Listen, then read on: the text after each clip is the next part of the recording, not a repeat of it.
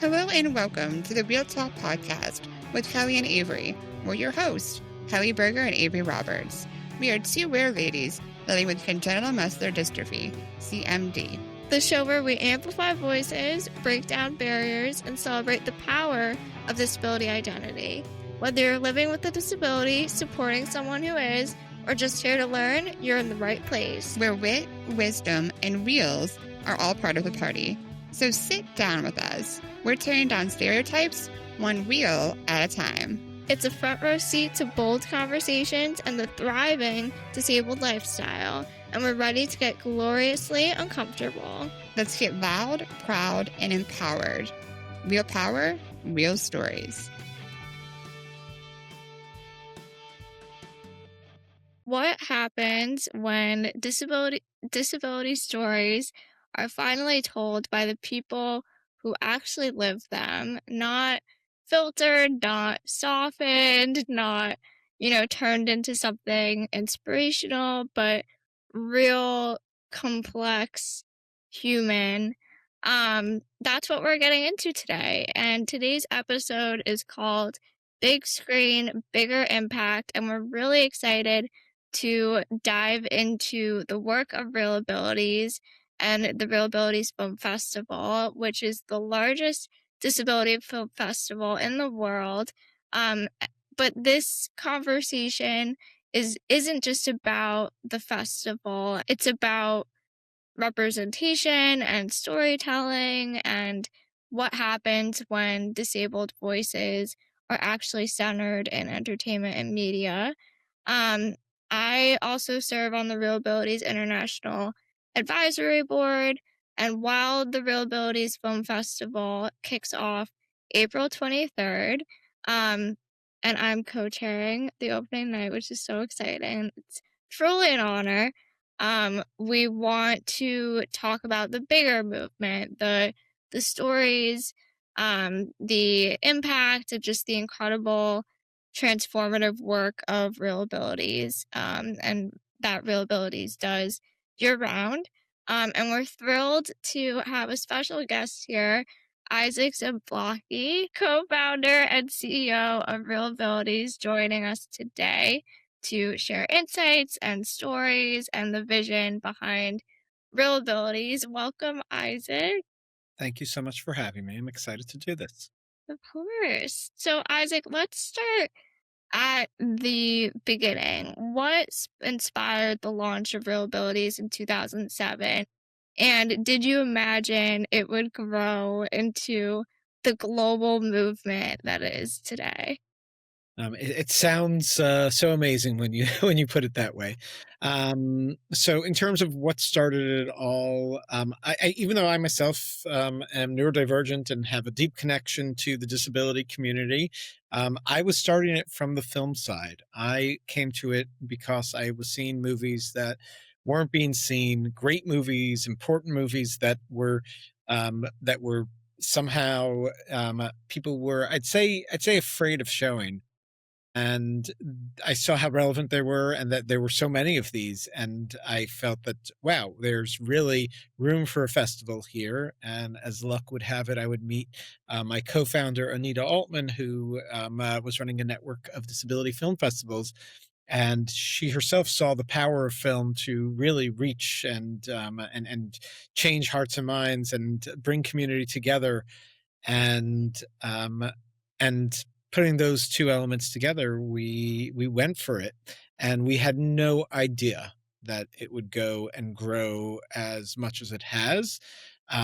It makes perfect sense that this should grow. We were often thinking to ourselves, this is something that deserves even more attention. But like last year, I remember during the festival, I was like, this is the best festival out there. I'm watching these movies. They're fantastic. The conversations are fantastic. It's accessible. We're bringing the community together like no one else. We're doing groundbreaking stuff. This is the one that, forget about Sundance. This is the one people should be talking about. Yes, I agree. That's awesome. ReelAbilities has grown from one city to multiple global affiliates with programs like ReelAbilities Stream and the Industry Summit. How do you ensure that the festival's mission of authentic disability representation continues across all these initiatives? The truth is, we can't fully ensure it. Anything we're in control of, yes, we'll ensure it. Uh, there's the spaces where we don't have control is once, and this is something that is a balance with our brand. I'm happy to jump into this for a minute because I find it an interesting approach that Real Abilities takes. Our expansion into other cities, and even within New York, we run in 21 locations, but we really only control one or two of them in terms of that being our show that we put on fully, and we know that it's going to run the way we hopefully want it to run. Um, all the other spaces, like you never know who's the person who trained the volunteer who's at the door, and what that means in terms of the representation of Real Abilities. And we've run in over the years into moments where Real Abilities wasn't correctly represented, and there's definitely some confusion there. But in terms of our approach to, I mean, it's almost a franchise. We don't get any kickbacks or anything like that, but in all the other cities, there's two approaches to franchise. There's like the McDonald's approach, where it's, everybody's wearing the exact same uniform and is making the burgers exactly the same. And if your burger doesn't taste exactly the same in a McDonald's in whatever part of the world, then, the franchise will shut it down. And then there's the Barnes and Noble approach, which they've recently talked about, how they're letting all of their outlets do it their way. Turn on use their own kind of uniform, design it in the way that they want to. Keep the brand, have Barnes and Noble. There's the places where it needs to have the brand, but have that flexibility. And I really think that is the way to go in terms definitely for a disability film festival. Not every city is New York. We want to know that, in Pittsburgh, they're doing it the Pittsburgh way and not necessarily the New York way. And that means things are going to be done differently, and we don't have that same level of control. We try to train and we try to spread the message, and we feel that our mission and approach is strong enough and clear enough that hopefully it will come through. But we also know that every city does things differently, and we let each city actually have 20% of their films be what we call local films that are relevant to their community that might not have been relevant to our New York community. And within that, we know that not all of their choices are going to be exactly the way that the New York Festival and the National Festival has really put things together. Yeah, that's really interesting and yet important to recognize, kind of like you said. Um, the festival features documentaries and narratives and shorts and more. How do you decide which stories to highlight, especially with a focus on disabled creators and that intersectionality? Um, so we have a whole process.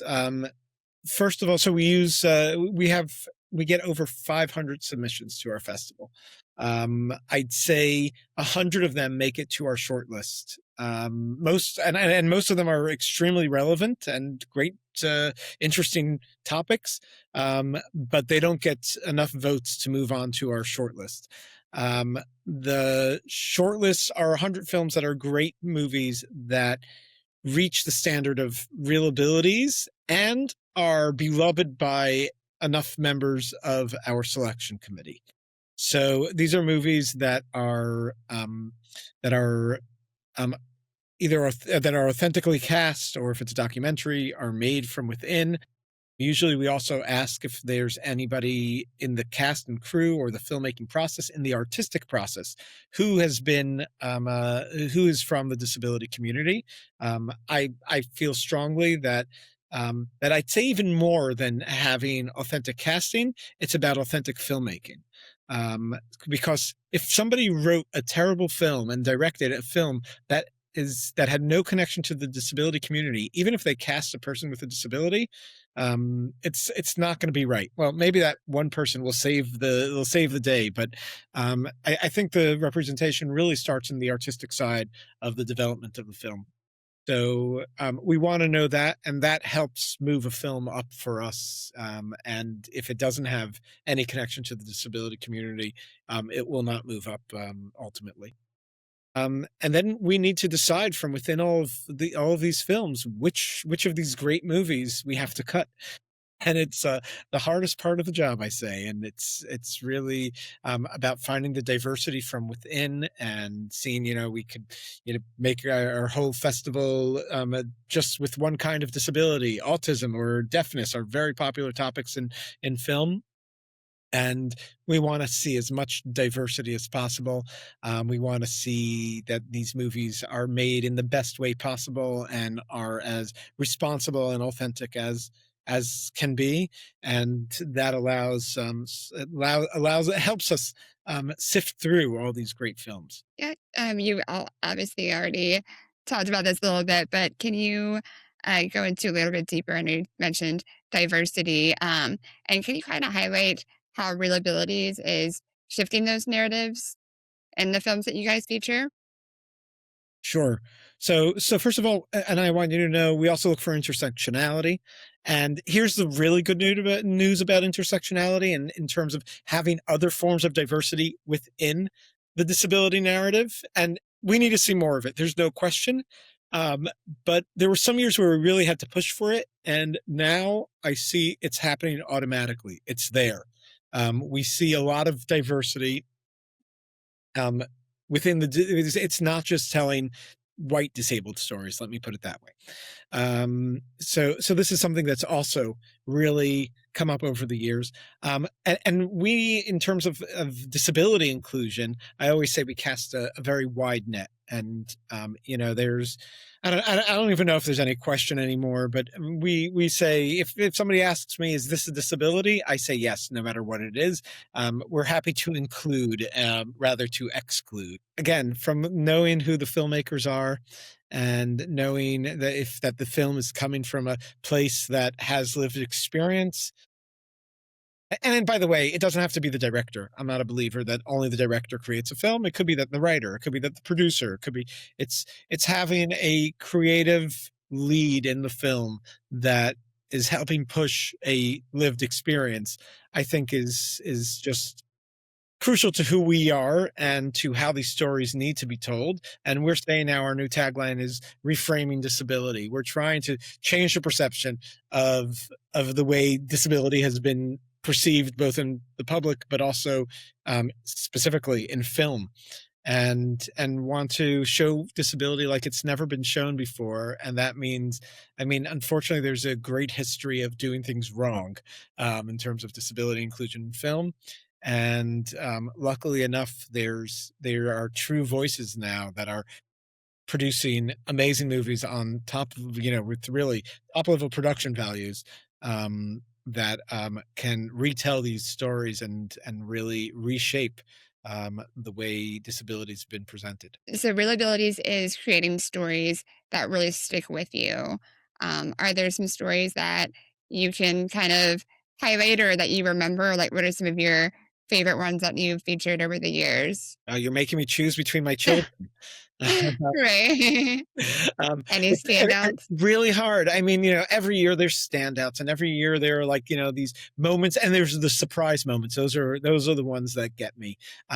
For me, last year, one of the surprise moments that stood out, we showed a movie. We had the New York premiere of an Apple TV movie called Deaf President Now. It was made, the co-director, Niall DeMarco, who's deaf, was with us. And that screening, the audience was, I'd say, over 75% from the deaf community. And this changed everything. I had watched the movie alone. I watched it on my screen, on my computer screen. Being in a room that was so engaged deeply with every moment of that movie, It was a once in a lifetime experience, and really celebrated the communal experience of movie going, because this was the room was literally and metaphorically shaking from the response of the audience. Literally, because the audience was stomping their feet at times during dramatic moments. You also knew that you were in a screening that was made by the deaf community. It was the conversation was moderated by a deaf person, and the ASL interpreters that were there to interpret for the hearing members of the audience. They were the outsiders, and it was simply beautiful. And it happens every year with different films in different ways. And they really the beauty of it is that it goes, when you're screening films at a film festival, it goes beyond the screen. It's the whole environment around the films. It's sometimes the reception afterwards, it's the Q&A, it's the introduction, whatever it is. There are moments with the community that there's a whole unique energy to. That's incredible. Oh my God. That like gave me chills. Good. I had Um, been telling it. yeah, I'm sure. Isaac, having worked in the entertainment industry myself and as a creator myself, I know how much talent there is in the disability community, and how often it's overlooked. Even when disabled artists are on stage or are in front of the camera, the decisions that shape our stories, so like direction, production, narrative, are often out of our hands. That's why disabled creatives behind the camera are so crucial, kind of like you were saying. And so Real Abilities not only supports um, these creators, but also models what accessibility can and should look like. And for example, having access coordinators on set ensures productions are truly inclusive, from physical access to captioning and audio description, and even just thoughtful scheduling. Can you talk about the barriers that disabled filmmakers and actors face in the industry, and how Real Abilities helps to, or is helping to, remove them? I'm going to get on my soapbox here a bit, if that's okay. First of all, in terms of, I'm going to take this moment to highlight our industry summit, which is really the bottom line here. This is, I think, our 5th year of our industry summit, where we bring the industry together for all performing arts, media, everything, to discuss, not on a basic level, but really on a deep level, disability inclusion and accessibility, taking things to the next level. Because, okay, people are starting to learn that disability should be included. Now let's learn how to do this in the right way and see what exciting innovations are out there. And that's really, we have, through that, our pitch program. We have a rough cut award that the Lorraine Arbus Foundation gives an award to every year, and major industry players who come in and are partners on this whole process. And I see amazing elevation. And the best part of it all is the networking that happens after the sessions, which is extremely productive. But where I was going to get on my real stand here is the film community is, first of all, made out of creatives. I promise you, many of these creatives have disabilities. Most of them are not willing to check that box and are not willing to put it out there out of fear of not being able to get a set job. Whatever obstacles they feel that the ADA is not covering for them, wherever they'll fall into the loopholes of whatever hiring process. People fear, still today in 2026, fear putting out there, especially if they don't have a visible disability, putting their disability out there, which by law needs to be accommodated for. The culture needs to change. We know that there are so many creative people there who can't get jobs. There are so many creative people there who are afraid to admit that they have their disability. There's a clear answer to all of this, and that is to change our culture to one that where people recognize that actually you're probably to get some better work out of people who are with a disability, simply because we often think outside the box, have to find ways to maneuver in new ways, and really, I think often can have fresh and creative perspectives, which is what is so lacking in the film industry sometimes.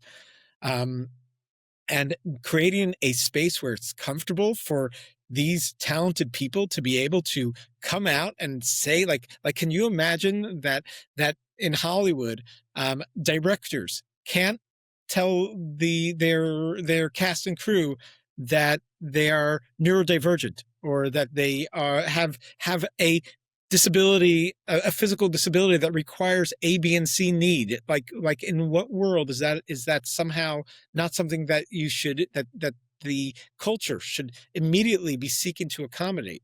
And I think it goes a lot beyond, unfortunately, and I'm seeing this more and more lately. I love the fact that there are so many sets that have accessibility coordinators. But I want that to not just be a checking the box and there to be, oh, it's accessible A, B, and C. I want there to be a culture where one can say proudly, here's my disability, here are my needs, and it shouldn't happen with an accessibility coordinator. It should happen automatically. It should just be there. I want to get to that stage where we're beyond accessibility coordinators, that sets are simply fully accessible at all times. Do I dream too much? Yes, I love it. Yes, we wish that too. Yes, reach. Oh my god. And I think I think it just needs to be normalized and the standard, like you said.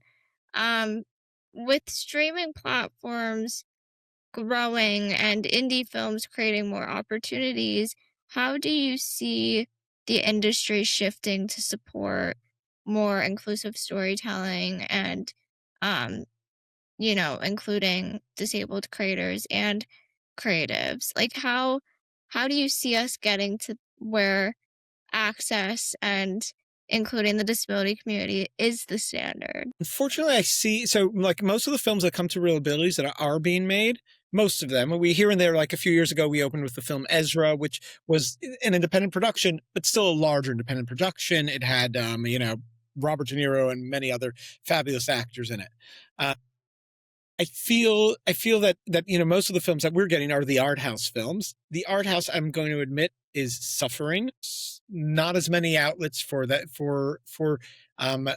actually commercial distribution of art house films like there used to be. I mean, the 90s and early 2000s, we saw a real blossoming of this area, and the in-person screenings, especially since the pandemic, have really been hurt. There is the streaming platforms, and there are a few examples out there. We're waiting for the one that's going to be the Netflix of the art house. ReelAbilities has a streaming site. I'll give that pitch now. But this is a perfect moment for it. But it's and really, this has been the place where a lot of our films aren't anywhere else. So we're proud to have a platform honestly, this is why it was created. We saw that so many of our films are not being picked up for distribution elsewhere. Netflix will pick up its couple of disability related films, and the other players will do the same. But many of the films don't get picked up.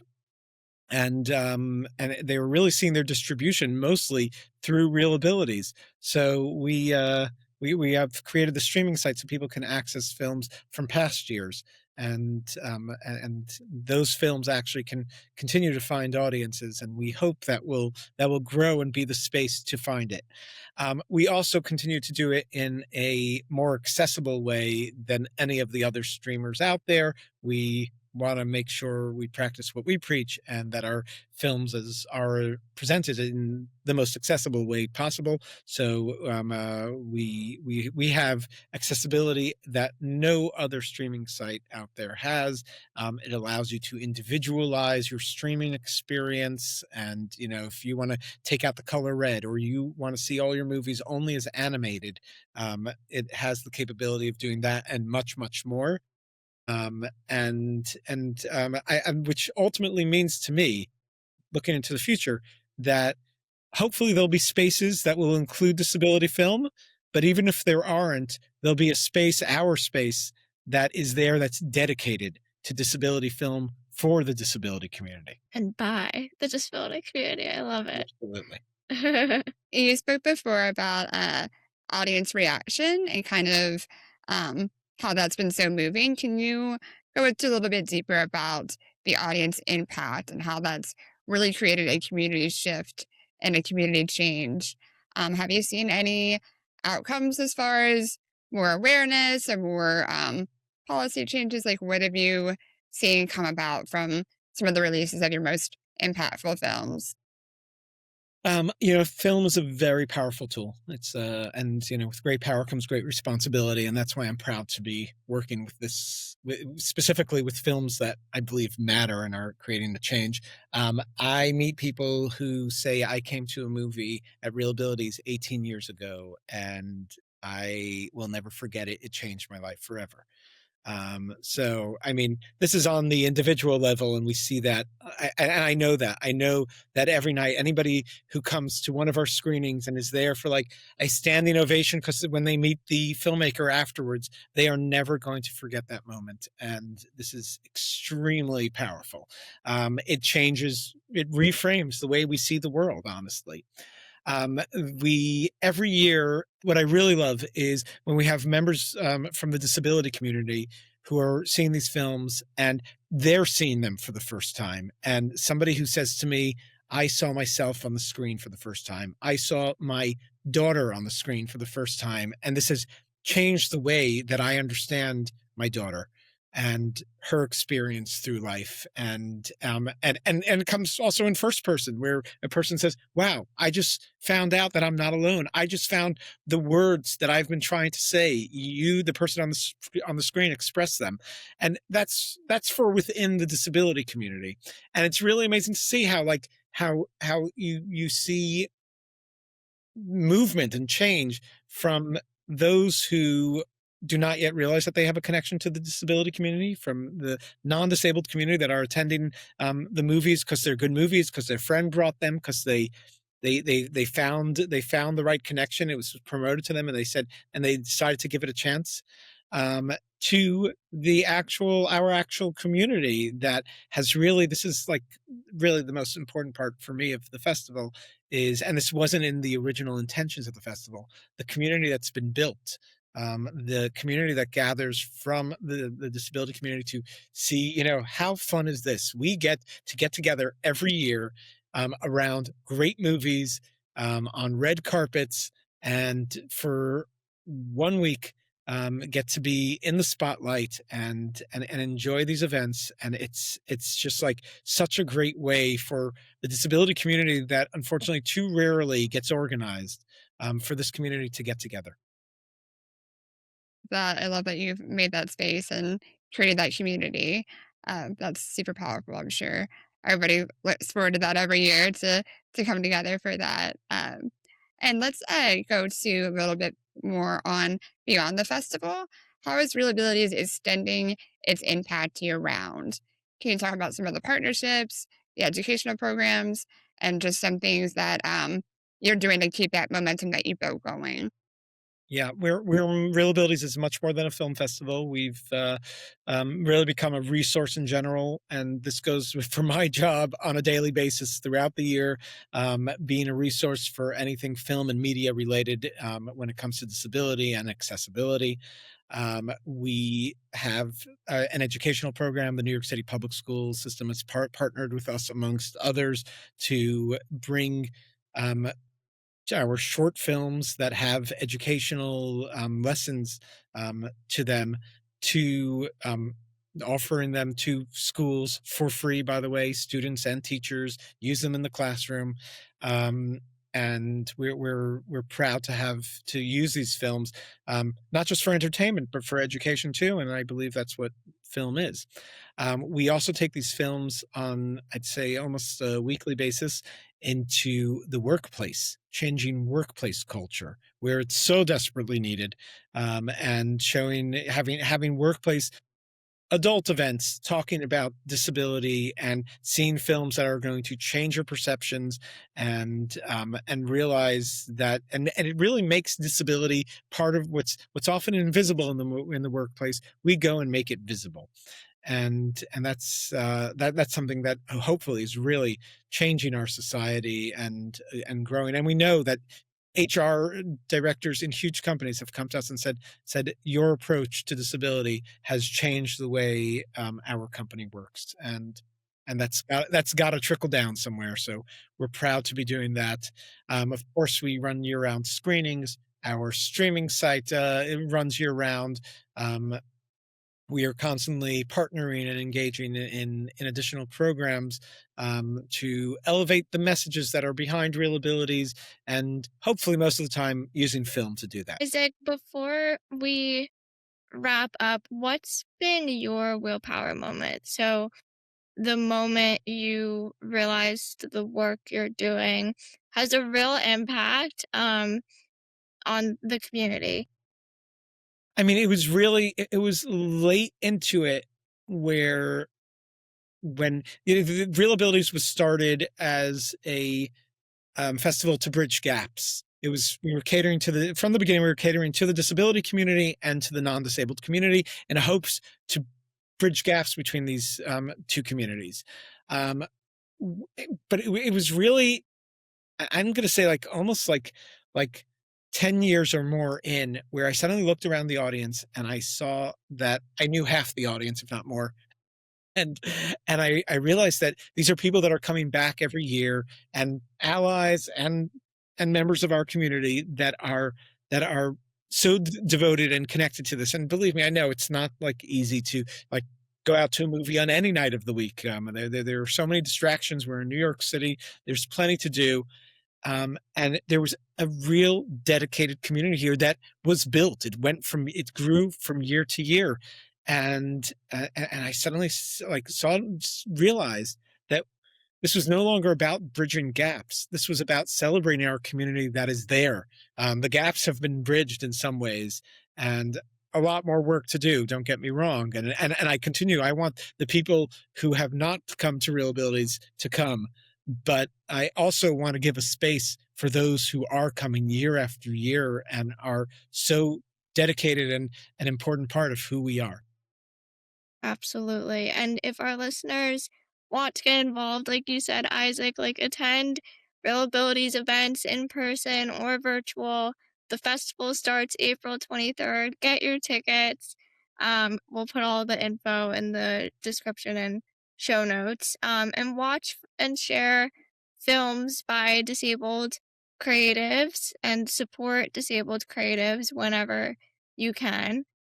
And I think just remember that if your work, or, media or film doesn't include the disability community and, in any role, you're missing out on an entire full market of talent and perspective. And like, Isaac articulated so beautifully today, um, Real Abilities is definitely more than a festival.